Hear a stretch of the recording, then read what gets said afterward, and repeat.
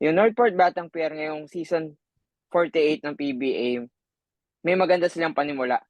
Pero aside from that, yung kanilang roster, tila nanibago na. Kaya samahan kami sa panibagong episode ng License to Shoot podcast para pag-usapan yung Northport Batang Pier at yung kanilang early start sa ating PBA season. Hindi lang yun yung maganda i-commend even though they're newly revamped roster. Kaya samahan kami, Miggy C, kasama ko si William Go. At bago magsimula ang lahat sa ating episode, please like, share, and subscribe to our channel. First things first, nagsimula lahat nung para lang magbigay ng context.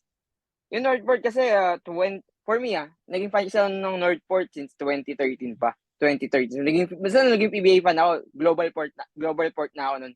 Tapos nung siguro dumami na yung mga medyo head-scratching na mga trade nila. Doon ako medyo nalayo dun sa team. Pero, aside from that, sinusubaybayan ko pa rin naman sila, rooting for them to win. Pero yung 2018 team nila parang marami nang nanibago, especially in their current roster. Kaya pag-usapan natin yun. But first things first, yung big piece nun is si Arvin Tolentino. And nakuha nila si Arvin Tolentino sa trade last year with Jamie Malonzo. So ano nga yung trade ulit nun, William?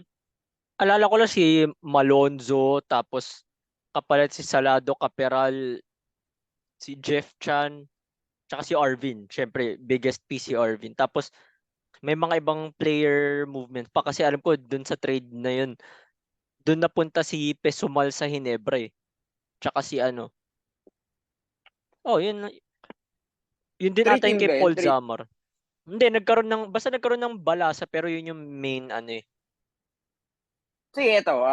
Ikaw, kasi nga, alam naman natin, Hinebra fan ka. So, Hinebra standpoint, nung going back a year ago with this trade, na medyo controversial, kumbaga, Ako, ano yung nakita mo sa Northport side? Wag muna natin pansinin yung Hinebra kasi, on a Hinebra fan, pero on a perspective ng Northport, panalo o lugi nung time na yun?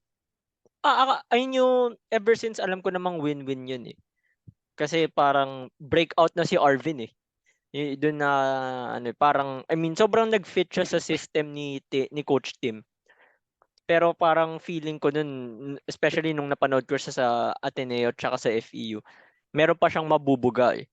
Na parang meron pa siyang part in this game na hindi niya pa nalalabas. So feeling ko pwede na mag-breakout si Arvin. Tsaka ano, kaya rin may win yung Northport doon. Kasi si Kentoy Salado, yun yung pinaka ano sa akin eh. Na parang, 'di ba NCAA napakagaling niya ni Salado with or without Gio Halalon, pero yun nga nabangko sa Ginebra for understandable reasons naman. Kaya from that point, edi nakita ko na baka may chance na lumabas yung laro ni ni Salado. Tsaka ano din, para I saw him din na potential na pamalit ni Bolick kasi 'di ba yun yung time na parang may issue si Robert Bolick when it comes to contract, if tutuloy ba siya or if magre-resign siya or Hindi, ano pa paano lang siya. yun, medyo, hindi pa yun yung start na yun. Hindi, pero oo nga, pero ano, hindi na nila niro-rule, pero parang hindi nila niro-rule out yung possibility na umabot doon. Oh, basta nangyari yung trade na yan 1 year ago nung anong cup ulit yung matatangkad Commissioner's Cup. Commissioner's Cup. Ayun. So Mm. Commissioner's Cup nga, doon nangyari yun eh. So ako naman, syempre iba tayo perspective. Jamie Malonzo, price number 2 overall yan, 'di ba? So then Mismo. somehow nag-gel na sila ng ni Bolick, yung dynamic duo nila. Nagwo-work na, nagme-make sense na. And then biglang naputol. So a year ago medyo hindi ako pabor dun sa trade na to. Pero going back, yun nga, ikaw, as a Ginebra, mas nakikita mo kasi si Arvin Tolentino, mas naniniwala kayo sa kanya. Siyempre kami outside looking in.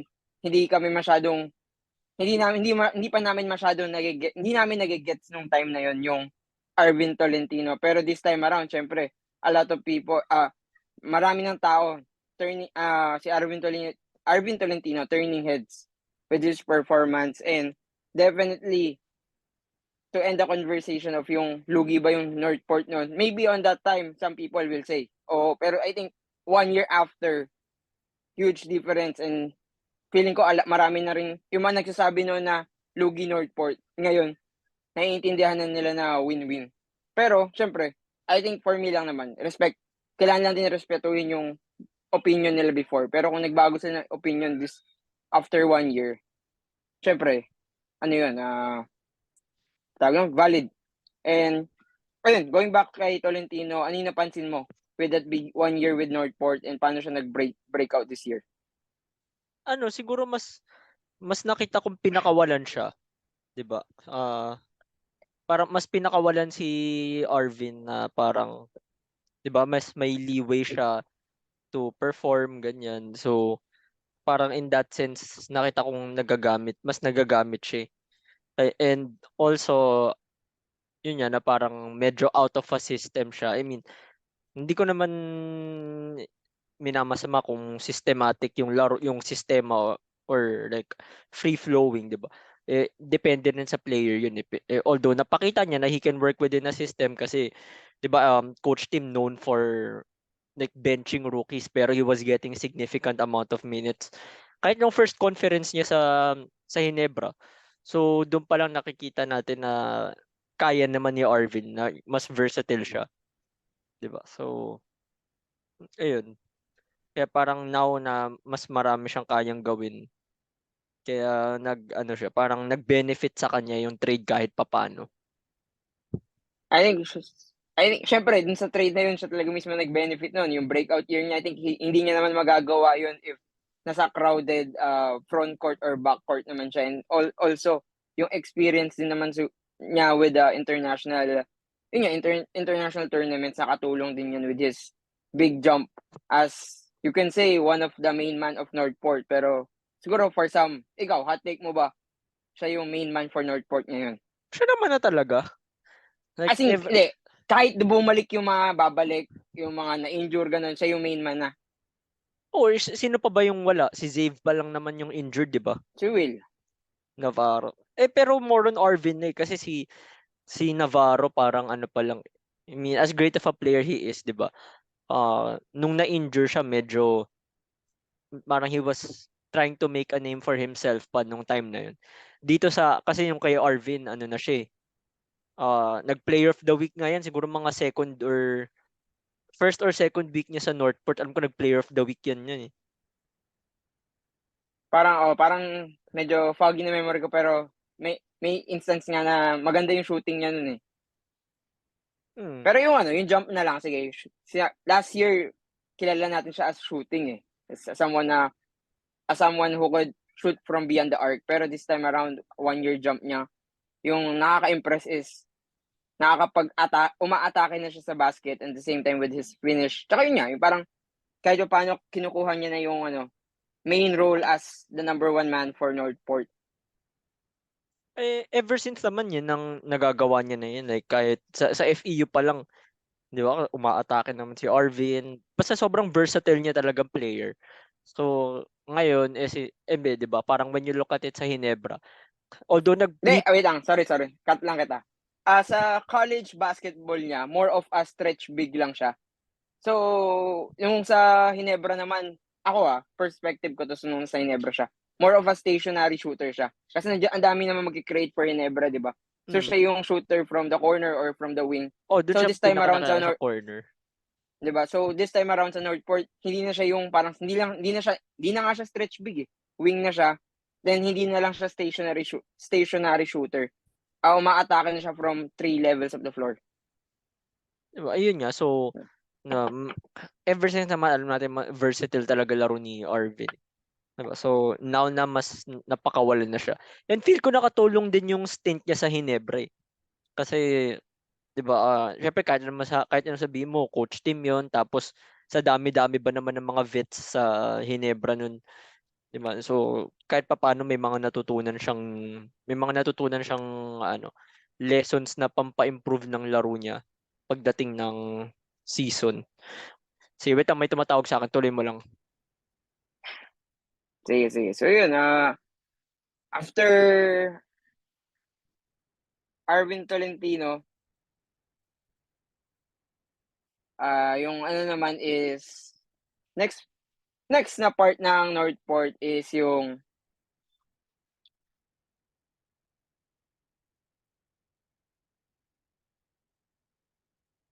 import and rookie. Siyempre, going to the season, yung pinakamalaking naging, siyempre, hindi naman sa pinakamalaki, pero sa mga kaabang-abang sa Northport is yung import conference ngayon. So, yung import nila, which is really working hard si Venky, ano ba to, Joyce, di ko alam. Basta yung paano binabasa, alam ko Yois binabasa to pero hearing sa mga game announcers and even sa mga commentators, parang Joyce yung naririnig ko. So, kung paano basahin yun, si Venky, sobrang masipag na import. And at the same time, syempre yung next pieces na nagpasolid sa Northport is yung kanilang mga young guys, yung mga rookies na nakuha nila coming into the season. So, yun. Actually, nag-move on na ako, William, to the next part, which is... tumawag lang eh. Sige lang, Sige. baka ano yan. Baka gig yan eh. So, kailangan sagutin talaga. Sige na, pero sige, go na. So, yun. So, Paano tapos? So, yun din. Lumipat na ako eh. So, Kaya ano nga, na. saan? Yung ano tayo, sa next big pieces ng Northport, which is yung mga rookies na nakuha nila ng draft day. Oo eh. So, ito yung excited eh. Sige, pero sige, go. Sige, so yun. Naalala natin, ano eh. Tawag doon, nung gumawa tayo ng episode from ano yung mga winners and losers na nandito sa yung winners of the draft day itong Northport with sino mga nakuha nila? Franyu, Zave, although wala pa si Ayun. Zave. Then unahin natin yung from pinakamataas. Then so ang naalala ko si Save nga 5th pick, Cade Flores 11th, which is part nga siya nung Jamie Malonzo trade kasi yun yung pick na kasama na Okay. eventually naging si Cade Flores. Tapos si Paraiso, si Yu, tsaka si Amores. Yung limang yan yung nakasign sa Northport for this season. Aside from madami silang pinili eh. Pero ito yung lima na sinign nila for this conference. At least this conference. So, with that being said, si Save Lucero, hindi pa naglalaro. Nasa reserve siya. Pero yung apat doon, naglalaro na. And obviously, yung apat na yun nagko-contribute. Siguro si Amores yung limited minutes. Pero yung tatlo, solid na minutes binibigay for Coach Bonnie. Siyempre, ang biggest factor dyan is familiarity. Diba? Player niya sa letra niyan. And it's not like matagal na silang hindi nagsama. Diba? Parang last season lang sila magkakasama eh. So parang doon pa lang, diba? So doon pa lang masasabi mo ng ano eh. Masasabi mo ng tawag mo dito. Masabi mo familiar pa sila, tsaka fresh pa yung sistema ni Coach Bonnie sa kanila. Yung ano pala, yung mga rookies nila kaya kasama sila sa parang revamp version ng Northport. Kasi lahat yung tatlong yan, siguro except kay Amores muna, nakapag-contribute na. So unahin natin si Fran Yu, yung isa sa mga pinakahuling nasa 4th round ng draft. Last time out nila against Meralco, 31 points as a rookie. Di ba? Wild. So, ang naalala kong rookie na nakapag 30 plus points para sa Northport is si Terence Romeo nung 2013 pa basta second game rookie year 34. Second game 34 nga yun niya, 'di ba? So, nandun siya nakabilang sa mga history books ng Northport. So, legendary yung mga kasama niya dun sa listahan yun. So, 'di ba? So, maganda yung i-expect natin for Fran Yu. Pero at the same time, si Paraiso din naman, consistent, and the same time, yung kung ano yung maaasahan si Fran Yu, si Paraiso. Pero ito naman yung pinaka big revelation is si Cade Flores, who is niya kasama sa trade ni Malonzo. Na yun nga, dahil dun sa trade na yun, nakuha na Northport si Cade Flores. And first week siya yung rookie of the week for the for the PBA mismo. So yun, malaki yung potential ng mga na-draft nila and wala pa tayong nakikita kay Save Lucero, di ba? Tapos si Will Navarro pa, di ba? And yung mga babalik, it's not like sila eh. It's not like superstar sila. I mean, stars on their role sila. Pero ang utak nila, pang role player. Yun yung maganda sa team nila na kahit kulang pa eh. 'Di ba? So, kahit papano, parang keep the core or keep this team intact. 'Di ba? Pwede sila mag-contend anytime soon. And eto pala, yung Northport nga, yun nga, sinabi mo nga na yung mga babalik is mga role players. Pero you're gonna look at the same time, yung Northport kasi, kaya sila parang maangas sa lineup pag tinitignan on paper, maangas yung lineup, yung roster nila on paper. It's because ang dami nilang mga versatile players. Like yun nga si Tolentino, yung mga na-injure na babalik na si Navarro at si Lucero, versatile wings din yan. So kaya nakaka-excite lalo dun samahan mo pa ng Kate Flores, Franyu, and Paraiso na talagang i-look forward pa na ng mga Northport fans or PBA fans sa Northport. Pero hindi lang naman doon nagtatapos yung roster ng Northport dahil kahapon ba yun or no isang araw lang nagkaroon na ng biggest trade. Ayun. Well, the blockbuster trade na for some fans nakakalungkot kasi aalis na si Robert. Formally, nakaalis na si Robert Bolick sa Northport. Pero hindi parang parang ilang buwan na rin siya hindi naglalaro kahit nasa kanya yung right, kahit na bumalik na siya sa Pilipinas. So, i-welcome na lang natin yung mga nakapalit ni Robert Bolick, which is alala, may ano ka ba? Pa-check nga kung sino yung Teka, complete sige. list Google of ko. Teka lang. that blockbuster 3-team trade. Kasi yun yung pag-uusapan natin ngayon, the last segment, kung paano nabuo ng Northport yung solid nilang lineup. Kasi ito, yung mga players na dadating, hindi pa natin sila nakikita sa Northport. Pero definitely welcome addition sila dun sa young and high potential na team ni Coach Bonnie. Wala sa kanila si Kentoy. Oo, ang nawala sa Northport is si Bolick tsaka si Kent Salado. Which is si Sila lang. Kent lang naman yung naglalaro sa Northport, diba, for this PBA season at least. So, siya yung mawawala lang dun sa isang tao lang yung mawawala basically. So, bali ang nakuha nila, ito, wait lang, nakita kong ang nakuha sige, sa Northport muna tayo tumingin kasi sila yung topic natin. Out si Kentoy tsaka si Babes. Ang papasok sa kanila si Adamos, Bulanadi, Faundo, Rosales, tsaka draft picks. Diba? So, yun. Wait lang, sorry Bulanadi, Faundo, Rosales, tsaka yung matangkad, si Adamos. Adamos. So, apat. So, apat na tao yung makukuha ng Northport. Mismo. And then with syempre, yung mga draft picks, kung hindi ako nagkakamali, puro second round yun. Second lang Which naman. is, syempre sa PBA, solid pa rin yung mga at sa second round, ang dami mo pa rin makukuha, especially pag stack yung draft, tulad nung recent, di ba, yung previous natin. So, yung apat na yan, tingin mo, sige, no sugarcoating, tingin mo sino yung parang, yung okay, or sino yung parang main pieces of this trade, and at the same time, sino yung mga feelers of the trade lang? Like, sino yung parang, as a Northport fan or sa PBA fan, sino yung aabangan mo sa Northport? Si Adamos. Kasi yun yung 'di ba, tulad yan ng ginawa natin sa yung draft na F natin. Kulang sa kanila center. Wala naman silang center eh. Diba? Kung titignan mo parang wala nga eh. Kaya nga 'di ba nung nag-mock draft tayo, hindi natin in-expect si Zave kasi center yung nasa isip natin na kulang sa kanila. So with adding Ben Adamos, 'di ba? Parang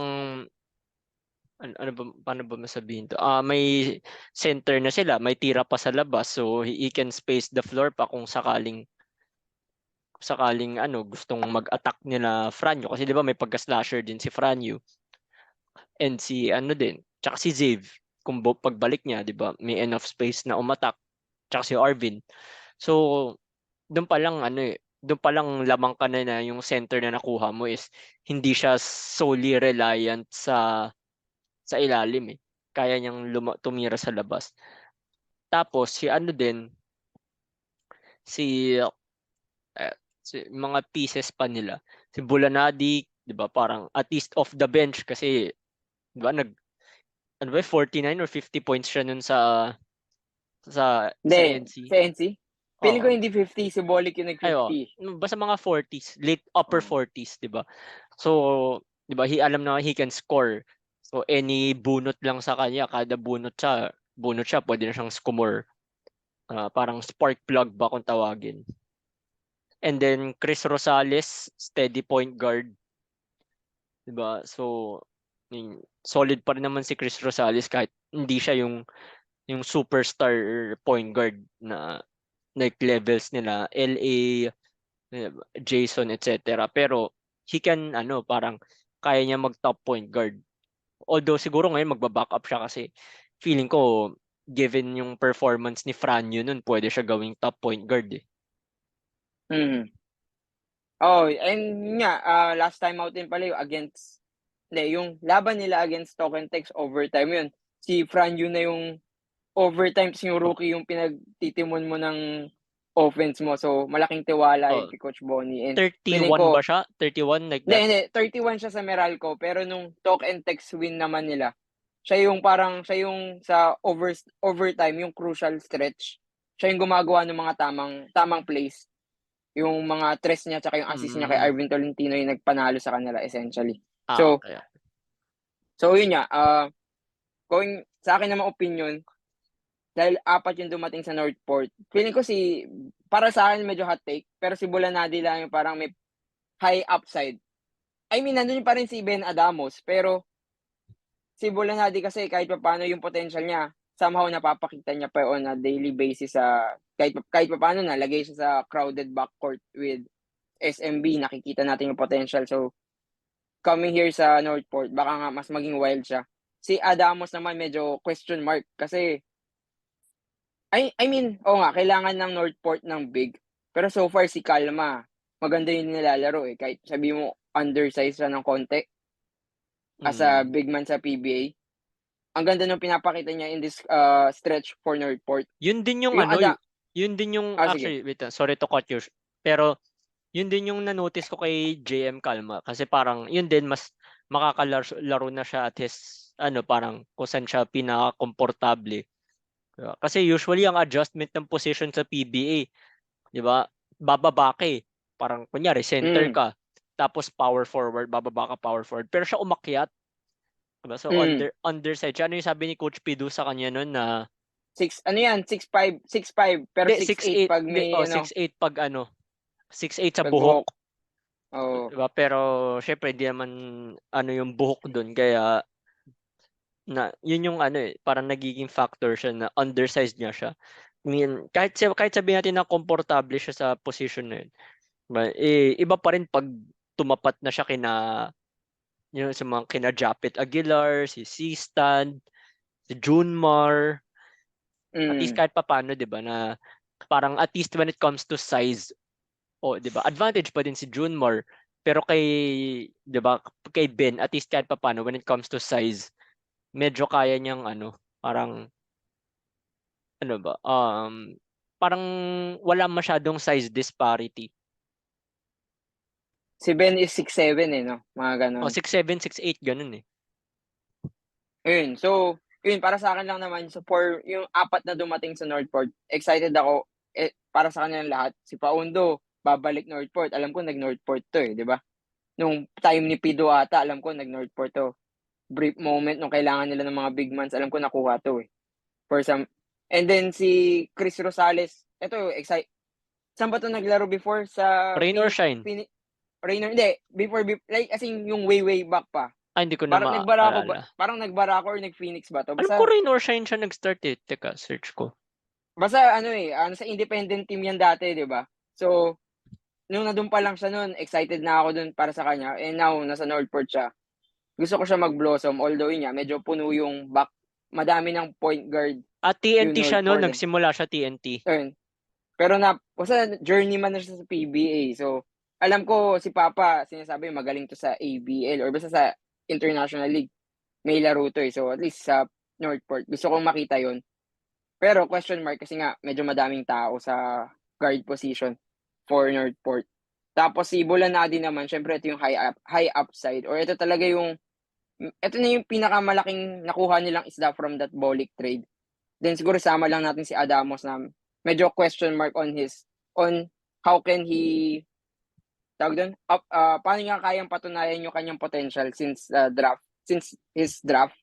Kasi medyo yun nga, medyo hindi pa natin siya super nararamdaman sa PBA, 'di ba? Kasi nga nagba-bounce, tumatalon-talon siya ng team, eh. So hindi natin siya masyadong nararamdaman. So excited ako for, well, basically yun nga, yung Adamos, Bulanadi, kasi medyo question mark yung potential ng dalawang 'yan. Na malay mo baka maging katulad ni Arvin Tolentino na magkaroon ng superstar jump. Pero aside from that, yung dalawa, si Faundo at si Rosales, hoping to be a really great role players for Northport. And then,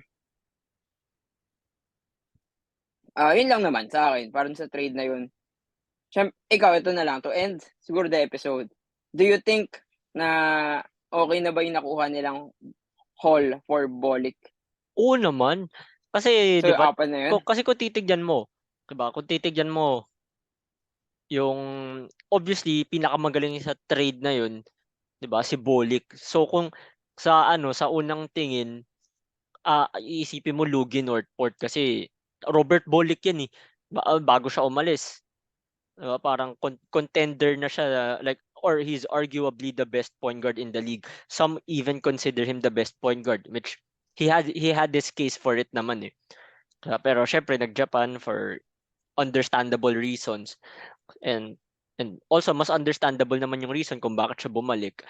Nung time na wala si Bolick, bago pa siya bumalik sa PBA, ang ganda na ng ginagawa ng Northport, eh. Parang continuity na lang ang kulang. So bakit parang, I mean, sige, Bolick is Bolick, pero 'di ba, maganda na rin naman na yung ginagawa natin, eh. So, ituloy na muna natin 'to, and ba imbes na mag-plug ng isa pang superstar na baka ano, parang susubok na naman tayo ng panibago, kasi yun nga, tulad nga ng sinabi natin kanina, bago tong roster ng Northport, tapos si Robert Bolick pa, big piece yung ilalagay mo. So it's much better if trade him na lang. Total, NX nangangailangan din, since unfortunately wala si Kevin Alas, 'di ba? So doon pa lang nakikita natin na parang win-win nga siya. Nanalo yung Northport dun, na at least yung parang kulang nila, which are role players naman, na ano nila, na fill na nila, especially yung center position niya, na instead of over relying with JM Calma, kahit kaya niya, pero yun nga, undersized. So at least now with a legit center, natural center, 'di ba? JM Calma can play more, with the position he's mostly comfortable playing.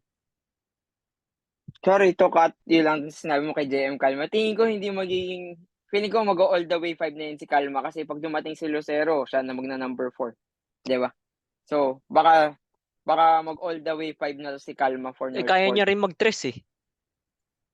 Sino ba tres? May Navarro pa. Dadating Navarro tsaka Lucero. Both can play number 4. Both can play number 3.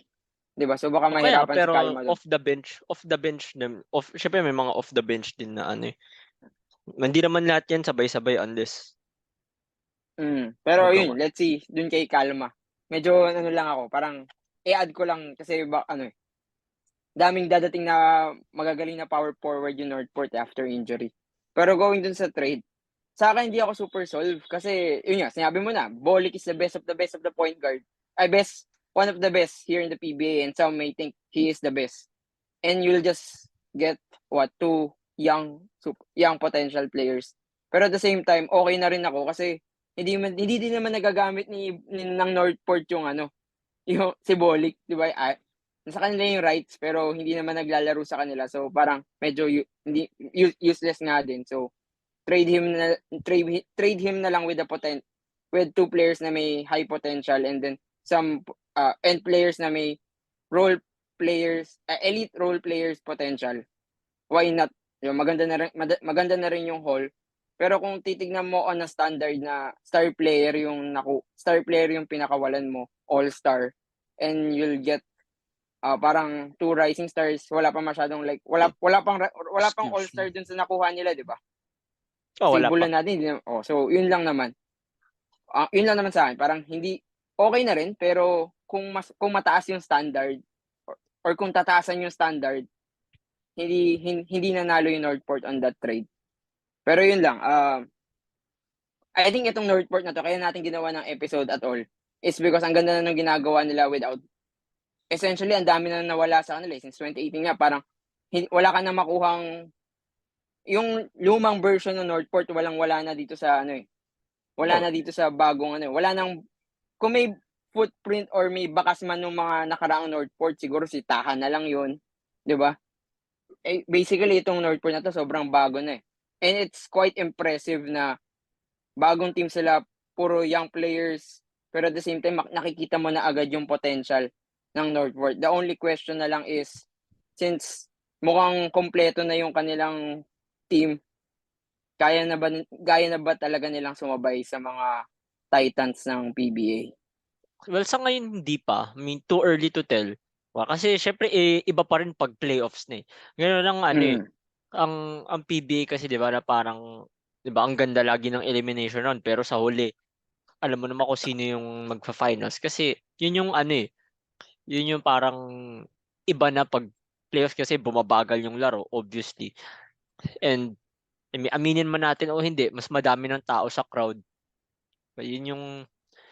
Yun yung factors, like one of the few factors that people need to consider. Kaya parang 'di ba, enjoy the process lang.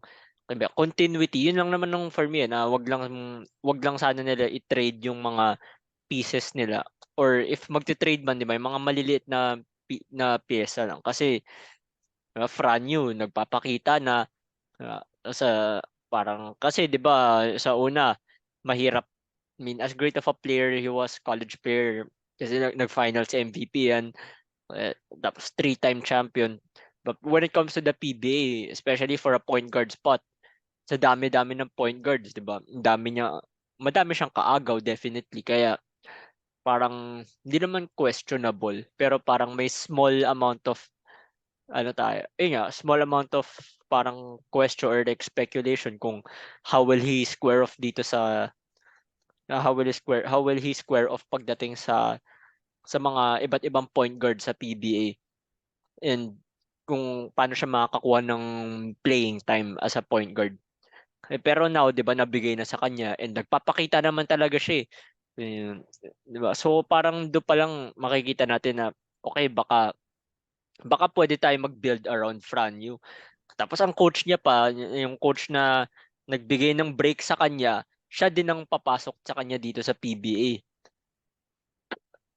Kaya So, ano rin ayun, siya, parang familiarity. And si Coach Bonnie, bata niya si Franyo, alam niya kung paano gagamitin si Franyo. ayun. So, sa akin, eto na lang. Sinabi mo na nga Northport, medyo matagal-tagal pa 'to. Enjoy the process kumbaga. Bigyan mo ng timetable. Tingin mo ilang taon or ilang seasons bago like you're gonna expect more from Northport? Barring all trades and other siguro mga 2 to 3. 2 to 3 pa? 2 Oo, to 3 pa? oo. Okey. Actually, wala akong Kasi may mga dynasty na ongoing eh. Andiyan pa Hindi, SMB. I mean ano lang, like ilang years or ilang conference bago makakita ulit natin yung Northport sa semis at least. Kasi semis naman yung pinakamataas na nakuha ng Northport sa PBA career nila, eh. Sa franchise history. Hmm. Kailan sila nag-semis?